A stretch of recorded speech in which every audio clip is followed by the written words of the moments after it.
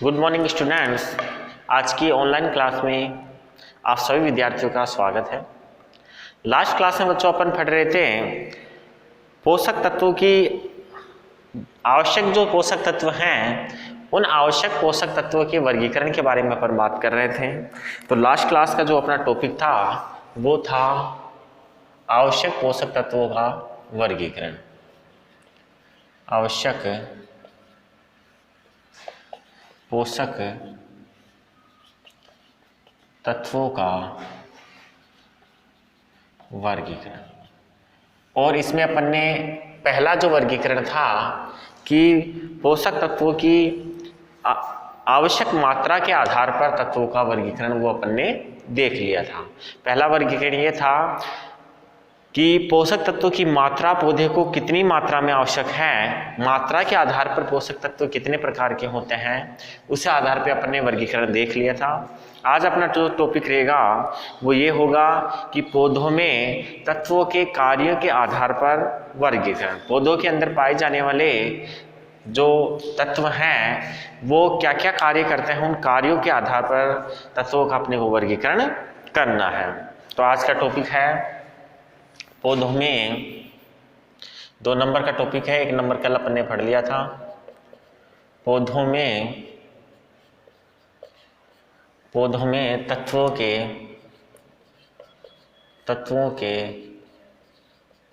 कार्यों के आधार पर, पौधों में तत्वों के कार्यों के आधार पर वर्गीकरण।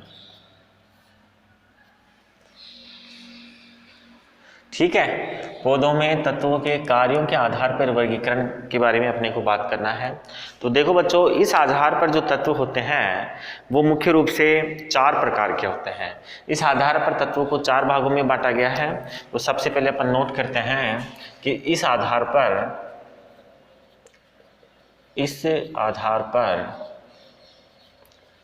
तत्वों को 4 भागों में बांटा गया है। इस आधार पर तत्वों को 4 भागों में बांटा गया है। अब कौन कौन से भाग हैं? पहला भाग है बच्चों आधारीय तत्व, दूसरा है संरचनात्मक एवं ऊर्जा नियामक तत्व, तीसरा है नियंत्रण एवं वाहक तत्व, और चौथा है एंजाइमों का उत्प्रेरण करने वाले तत्व। इस आधार पर ये 4 प्रकार के तत्व होते हैं। एक एक करके अपने को इन चारों के बारे में पढ़ना है। सबसे पहले अपन देखते हैं आधारीय तत्व। पहला जो है वो है आधारीय तत्व। देखो बच्चों, आधारीय तत्वों की यदि हम बात करें तो आधारीय तत्व वे तत्व होंगे जो पादप की संरचना का निर्माण करते हैं। अर्थात ऐसे तत्व जिनके द्वारा पादप की संरचना का निर्माण होता है उन्हें हम आधारीय तत्व कहते हैं। और पादप के अंदर लगभग 85% जो भाग होता है, 95% जो भाग होता है वो इन्हीं तत्वों के द्वारा निर्मित होता है, क्योंकि पादप की जो संरचना होती है वो सबसे ज़्यादा भाग होती है। तो अपन यहाँ लिखते हैं कि ऐसे तत्व जो पौधे की संरचना का निर्माण करते हैं आधारीय तत्व कहलाते हैं। ऐसे तत्व बच्चों जो पौधे की आधारीय संरचना का निर्माण करते हैं वो क्या कहलाते हैं? आधारीय संरचना का निर्माण करते हैं वो आधारीय तत्व कहलाते हैं। संरचना का जो निर्माण करते हैं उन्हें आधारीय तत्व कहते हैं। ये बच्चों 95% होते हैं, अर्थात ये पादप का 95% भाग बनाते हैं। कहने का मतलब जो आधारीय तत्व होते हैं ये आधारीय तत्व पौधे की जो कुल भार है उस कुल भार का 95% भार आधारीय तत्व के द्वारा बनाया जाता है। दूसरे तत्वों की अगर हम बात करें तो इस श्रेणी में दूसरा जो वर्गीकरण है, इसमें दूसरा जो भाग है उसे अपन बोलते हैं संरचनात्मक एवं ऊर्जा नियामक तत्व। संरचनात्मक एवं ऊर्जा नियामक तत्व इसका दूसरा भाग है। संरचनात्मक एवं ऊर्जा नियामक तत्व। संरचनात्मक एवं ऊर्जा नियामक तत्व। देखो बच्चों, संरचनात्मक एवं ऊर्जा नियामक तत्व कौन से होते हैं? इस श्रेणी में बच्चों उन तत्वों को रखा गया है जो पौधों की संरचना, ऊर्जा संग्रहण एवं स्थानांतरण का कार्य करते हैं। ऊर्जा का संग्रहण करने का काम करते हैं, उसकी संरचना का निर्माण का काम करते हैं, साथ ही में जो ऊर्जा होती है उस ऊर्जा का स्थानांतरित करने का जो काम करते हैं, उन तत्वों को हम संरचनात्मक एवं ऊर्जा नियामक तत्व कहते हैं। तो ऐसे तत्व जो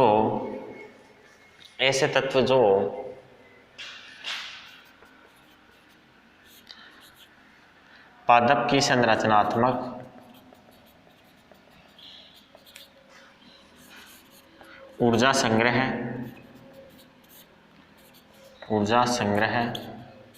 एवं ऊर्जा स्थानांतरण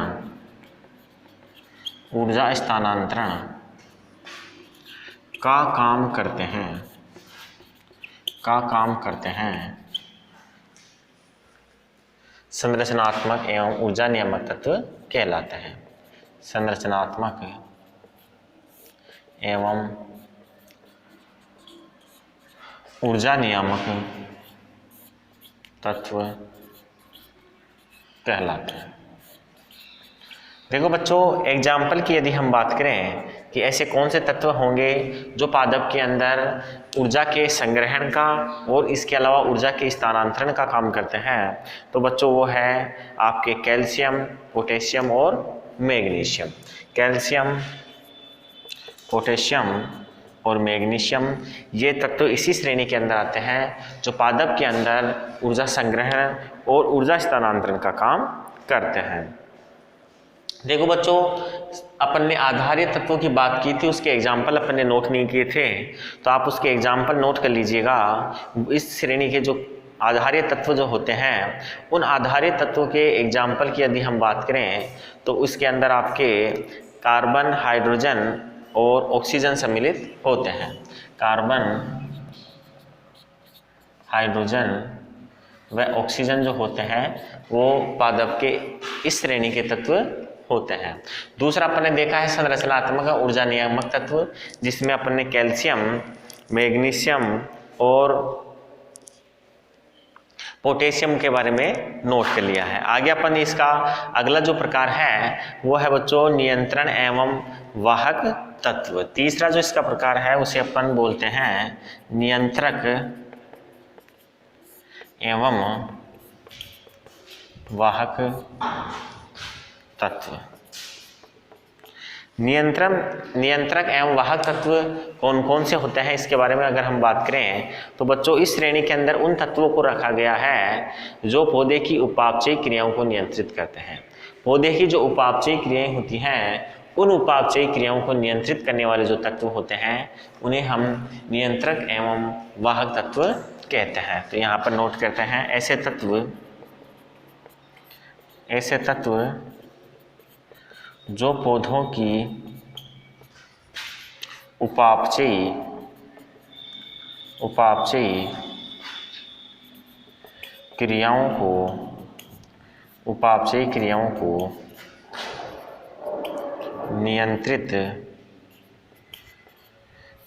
क्रियाओं को नियंत्रित करते हैं। उपापचयी क्रियाओं को क्या करते हैं? नियंत्रित करते हैं। नियंत्रक एवं वाहक तत्व कहलाते हैं। नियंत्रक एवं वाहक तत्व कहलाते हैं। देखो बच्चों, इन तत्वों के एग्जाम्पल की यदि हम बात करें कि कौन से तत्व हैं जो आपके इस श्रेणी में आते हैं, तो इस श्रेणी में आते हैं बच्चों कैल्शियम, पोटेशियम, और मैग्नीशियम। कैल्शियम, पोटेशियम और मैग्नीशियम जो तत्व होते हैं वो आपके नियंत्रक एवं जो वाहक तत्व होते हैं उस श्रेणी के अंतर्गत आते हैं। कैल्शियम, पोटेशियम और मैग्नीशियम इस श्रेणी के अंदर आपके सम्मिलित होते हैं। यहाँ पे बच्चों थोड़ा गलती हो गई है, इसके अंतर्गत आपके आएंगे नाइट्रोजन, फास्फोरस और सल्फर। ये तत्व जो होंगे कैल्शियम, पोटेशियम, मैग्नीशियम, ये आपके नियंत्रण एवं वाहक तत्वों की श्रेणी में आते हैं, जबकि नाइट्रोजन, फास्फोरस और जो सल्फर होते हैं ये आपके संरचनात्मक एवं ऊर्जा नियामक तत्वों की श्रेणी में आते हैं। इसे आप स्क्रीनशॉट लेके नोट कीजिए। फिर अपन इसका जो चौथा प्रकार है उस चौथे प्रकार के बारे में डिस्कस करते हैं।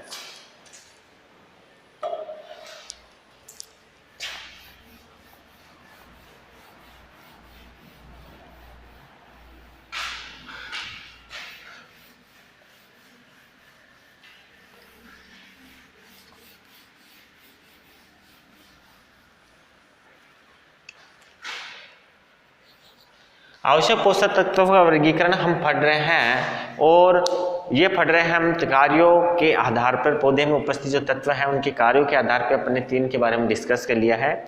चौथा है एंजाइम का उत्प्रेरण करने वाले तत्व। चौथा जो कार्य होता है वो होता है एंजाइमों का उत्प्रेरण करने वाले तत्व। एंजाइमों का उत्प्रेरण करने वाले तत्व। एंजाइम का उत्प्रेरण करने वाले तत्व बच्चों वो तत्व होंगे जो एंजाइम की क्रियाशीलता को बढ़ाते हैं, एंजाइमों की सक्रियता को बढ़ाते हैं, एंजाइमों का निर्माण करते हैं। ऐसे तत्व इस श्रेणी के अंदर सम्मिलित होते हैं। सामान्यतः बच्चों आपको पता है कि पादप के अंदर जो उपापचयी क्रियाएं होती हैं उन सारी उपापचयी क्रियाओं को एंजाइमों के द्वारा नियंत्रित किया जाता है। ये एंजाइम एक तरीके से उत्प्रेरक होते हैं जो पादप के अंदर विभिन्न क्रियाओं को नियंत्रित करने का काम करते हैं और सामान्यतः इन तत्वों को एक्टिव करने के लिए, सक्रिय करने के लिए इलेक्ट्रॉन वाहक जो तत्व होते हैं, इलेक्ट्रॉन का जो परिवहन होता है उसकी आवश्यकता होती है। इसीलिए सामान्यतः इस श्रेणी के अंदर ऐसे तत्व सम्मिलित होंगे जो इलेक्ट्रॉन वाहन का काम करते हैं। इसलिए सबसे पहले आपको ध्यान रखना है कि ऐसे तत्व जो पौधे की उपापचयी क्रियाओं को नियंत्रित करते हैं उन्हें हम उत्प्रेरक कहते हैं या उन्हें हम एंजाइम कह सकते हैं। तो सबसे पहले अपन लिखते हैं एंजाइम पौधों में उत्प्रेरक का काम करते हैं। एंजाइम जो होते हैं बच्चों वो पौधों के अंदर उत्प्रेरक का काम करते हैं। इन एंजाइमों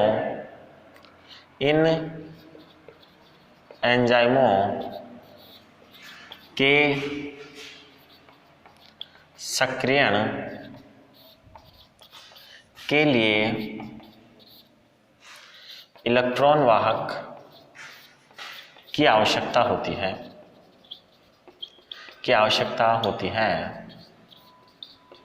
अतः ऐसे तत्व जो ये काम करेंगे एंजाइमों को उत्प्रेरण करने वाले तत्व कहलाएंगे।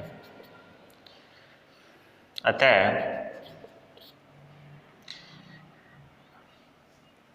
जो तत्व ये कार्य संपादित करते हैं वो इसी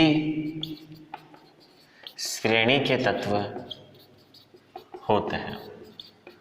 देखो बच्चों इस श्रेणी के जो तत्व होते हैं वो आपके एंजाइमों के निर्माण के अलावा उनकी जो उपापचयी क्रियाएं होती हैं उन उपापचयी क्रियाओं को सक्रियण और साथ ही में इलेक्ट्रॉन स्थानांतरण का जो काम होता है जिसके माध्यम से एंजाइम जो होते हैं वह अपना कार्य को संपादित करते हैं वो तत्व सम्मिलित होते हैं।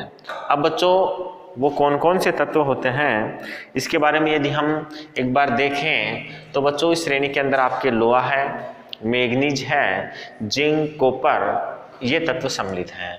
Copper, iron, zinc, copper, manganese, nickel, boron आदि जो तत्व होते हैं वो तत्व बच्चों इस श्रेणी के होते हैं। ये तत्व क्या करते हैं, एंजाइमों के या तो निर्माण का काम करते हैं, या फिर जो एंजाइम होते हैं उसकी क्रियाशीलता को बढ़ाने का काम करते हैं, या फिर उसमें इलेक्ट्रॉन प्रदान करके वाहन का काम करते हैं। तो इस प्रकार से अपन ने आवश्यक पोषक तत्वों का जो दूसरा वर्गीकरण था कि पौधों में कार्यों के आधार पर तत्वों का वर्गीकरण कैसा होता है वो अपन ने देख लिया है। आगे अपन एक और वर्गीकरण है कि पौधों में पोषक तत्वों की गतिशीलता के आधार पर वर्गीकरण। तीसरे प्रकार का जो वर्गीकरण है वो है बच्चों पौधों में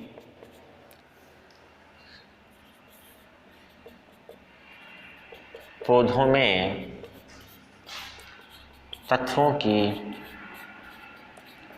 गतिशीलता के आधार पर वर्गीकरण। पौधों में तत्वों की गतिशीलता के आधार पर वर्गीकरण। देखो बच्चों, पौधों के अंदर जो तत्व होते हैं वो किस गति से पौधे के एक भाग से दूसरे भाग तक पहुंच पाते हैं, उस आधार पर भी हम तत्वों को वर्गीकृत कर सकते हैं। इसके अगर हम बात करें तो इसमें बच्चों पहला जो भाग है उसे बोलते हैं हम अत्यधिक गतिशील। कुछ तत्व ऐसे होते हैं जो अत्यधिक गतिशील होते हैं। अत्यधिक गतिशील, अत्यधिक गतिशील तत्व कौन से होते हैं बच्चों? इस श्रेणी के अंदर वो तत्व सम्मिलित होते हैं जो तीव्र गति से एक स्थान से दूसरे स्थान तक पहुंच जाते हैं, जैसे आपके हैं नाइट्रोजन, फास्फोरस और पोटेशियम। एग्जाम्पल की बात करें तो पहले अपन लिख लेते हैं ये तत्व एक स्थान से दूसरे स्थान तक शीघ्रता से पहुंच जाते हैं, जैसे नाइट्रोजन, पोटेशियम और फास्फोरस और पोटेशियम दोनों इसी श्रेणी के तत्व हैं जिन्हें अपन अत्यधिक गतिशील तत्व कह सकते हैं। दूसरे प्रकार के तत्व होते हैं बच्चों मंद गतिशील। मंद गतिशील तत्व बच्चों वो तत्व होते हैं जो कम गतिशील करते हैं। मंद गतिशील तत्वों की अगर हम बात करें तो मंद गतिशील तत्वों के एग्जाम्पल की बात कर लेते हैं अपन। तो एग्जाम्पल है बच्चों इसके अंदर कैल्शियम और मैग्नीशियम। मंद गतिशील तत्व वो होते हैं जो धीमी गति से स्थानांतरित होते हैं। अपन लिख सकते हैं कि ये तत्व बच्चों कैसे होते हैं, ये तत्व धीमी गति से स्थानांतरित होते हैं। ये तत्व कैसे होते हैं, ये तत्व बच्चों धीमी गति से स्थानांतरित होते हैं। एग्जाम्पल है आपके कैल्शियम और मैग्नीशियम। कैल्शियम और मैग्नीशियम इसी श्रेणी के तत्व होते हैं जो धीमी गति से क्या होते हैं, स्थानांतरित होते हैं। तीसरे इसी के अंदर है आपके अल्प गतिशील। अल्प गतिशील तत्वों के बारे में अपन बात करें उससे पहले आप इसका स्क्रीनशॉट लीजिए।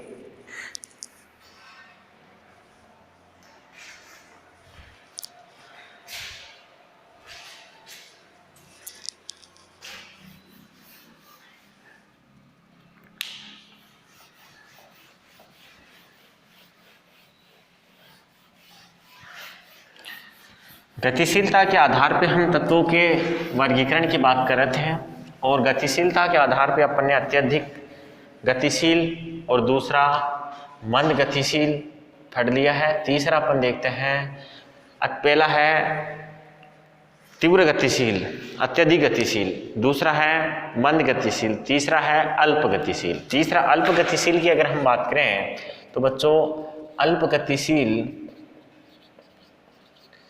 तत्व वे तत्व होते हैं जो थोड़ी मात्रा में गति करते हैं, बहुत कम से भी थोड़ी मात्रा में गति करते हैं।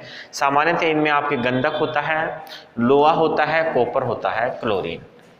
लोहा, कॉपर, क्लोरीन, सल्फर और मोलिब्डेनम, ये तत्व आपके बच्चों क्या होते हैं, ये आपके अल्प गतिशील श्रेणी के तत्व होते हैं और ये कम गति से गति कर पाते हैं। और इसके अलावा चौथा जो प्रकार है उसे अपन बोलते हैं अचल गतिशील। अचल गतिशील वे तत्व होंगे बच्चों, अचल गतिशील, जो गति नहीं करते हैं। ये तत्व गति नहीं करते हैं, ये स्थिर अवस्था में ही होते हैं, जिस जगह पर पाए जाते हैं उसी जगह पर ये पाए जाते हैं, इनकी गति नहीं होती है और ये इसीलिए अपन इन्हें अचल गतिशील कहते हैं। इस श्रेणी के अंदर आपके कैल्शियम और बोरोन जो तत्व है वो सम्मिलित होता है। इसमें आपके कैल्शियम होता है, कैल्शियम के साथ बोरोन होता है, यह आपके इस श्रेणी के तत्व होते हैं। ये अपन ने 3 वर्गीकरण पढ़ लिया है। चौथा वर्गीकरण है अन्य वर्गीकरण, जिसे अपन बोलते हैं अन्य प्रकार से वर्गीकृत करें, अन्य वर्गीकरण। 3 प्रकार से अपन ने वर्गीकरण देख लिया है। पहला देखा था आवश्यकता के आधार पर, मात्रात्मक आवश्यकता के आधार पर, दूसरा देखा था कार्यों के आधार पर, तीसरा अपन ने देखा है गतिशीलता के आधार पर, चौथा हम देख रहे हैं वर्गीकरण अन्य वर्गीकरण। अन्य वर्गीकरण में बच्चों ये जो तत्व हैं वो किस श्रेणी के हैं, धातु हैं या अधातु हैं, इस आधार पे हम इसे वर्गीकृत कर सकते हैं। यहाँ पे हम 2 भागों में अपन इनको बांट सकते हैं। पहला है धातु तत्व।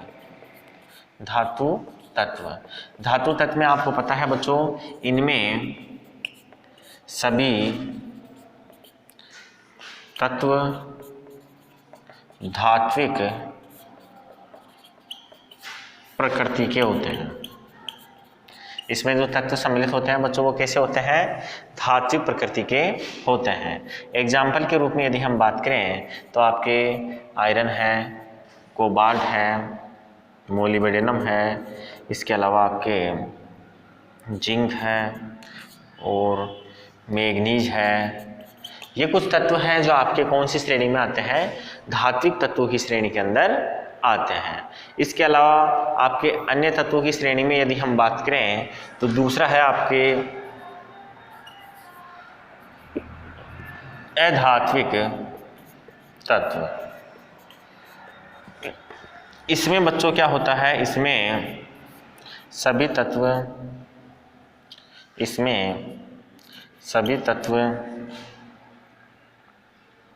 अधात्विक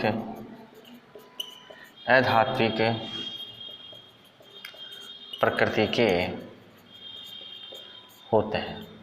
इसके अंदर क्या होता है बच्चों, आपके सभी जो तत्व होते हैं वो अधात्विक प्रकृति के होते हैं। ये कौन से होते हैं, इसकी अगर हम बात करें तो बच्चों आपके नाइट्रोजन, फास्फोरस, सल्फर, नाइट्रोजन,